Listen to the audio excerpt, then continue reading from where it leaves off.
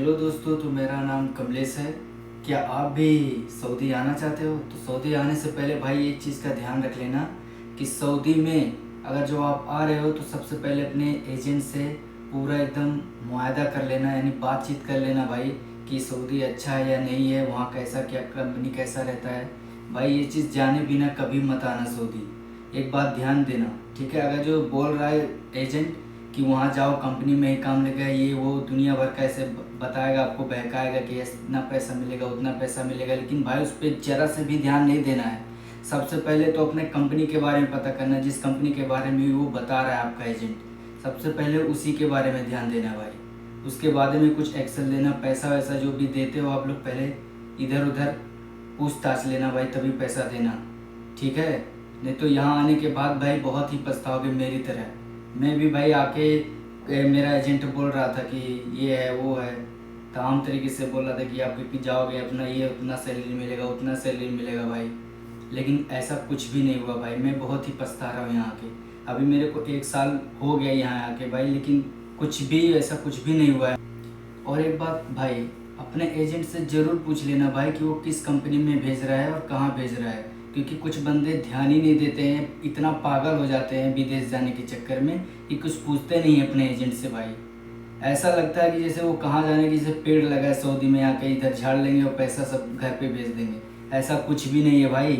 वो सब इतना बातचीत करते हैं, इतना बहका देते हैं तुमको, पैसा इतना मिलेगा, 4,000 5,000 2,000 1,500 ओवर टाइम, ये वो दुनिया भर का बात करके आपको बहका देते हैं भाई, और उसी के चक्कर में आप पागल हो जाते हो और कुछ भी नहीं पूछते हो। वीज़ा आता है, वीज़े भी ध्यान नहीं देते हो आप, वीज़ा किस कंपनी का है किस कंपनी का नहीं है, सप्लायर है क्या है। और सऊदी में भाई ये बात ध्यान देना कि ज़्यादातर सप्लायर ही बंदा को भेजता है, सप्लायर कंपनी में ही भेजते हैं लोग। कितना भी एजेंट बोले कि आपका कंपनी में ही जा रहे हो, आप बहुत ही अच्छा कंपनी में जा रहे हो, ध्यान नहीं देना भाई, बिल्कुल ज़रा से भी ध्यान नहीं देना है। अगर जो आप इस बहकाव में आ गए तो समझ लो आप फंस गए उसके चक्कर में।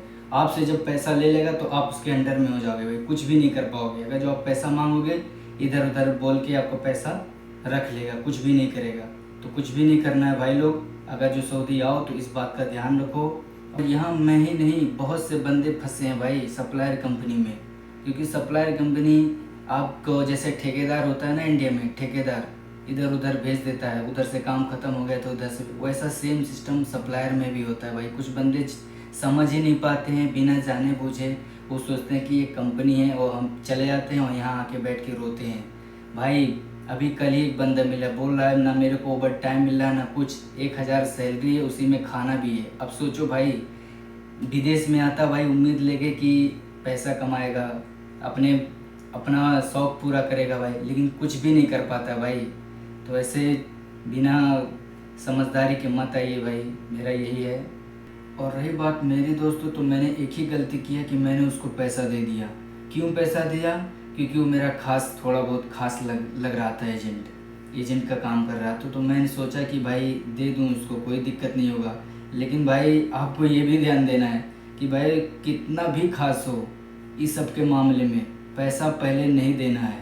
पहले उसके बारे में पूरा जानकारी ले लो कि कंपनी में भेज रहा है कि सप्लायर में भेज रहा है भाई, तभी पैसा देना, नहीं तो पछताओगे भाई मेरी तरह, ठीक है?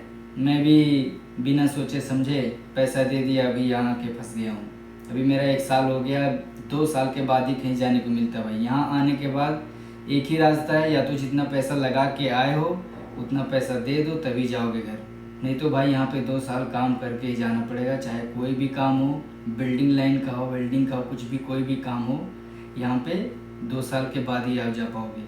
नहीं तो यहाँ पे बैठे रहो, कुछ भी नहीं होगा भाई। मुदीर आएगा आपको काम पे ले जाएगा ज़बरदस्ती, उल्टा सीधा बोलेगा, वो सब सह नहीं पाओगे भाई। रोगे गाओगे तो उससे कुछ भी नहीं होने वाला भाई, क्योंकि यहाँ का सेम रूल है, 2 साल के बाद ही जा सकते हो घर। अगर जो चैनल पे नए हो तो भाई सब्सक्राइब कर लो, मैं ऐसे ही ब्लॉग वीडियो बनाता रहूँगा।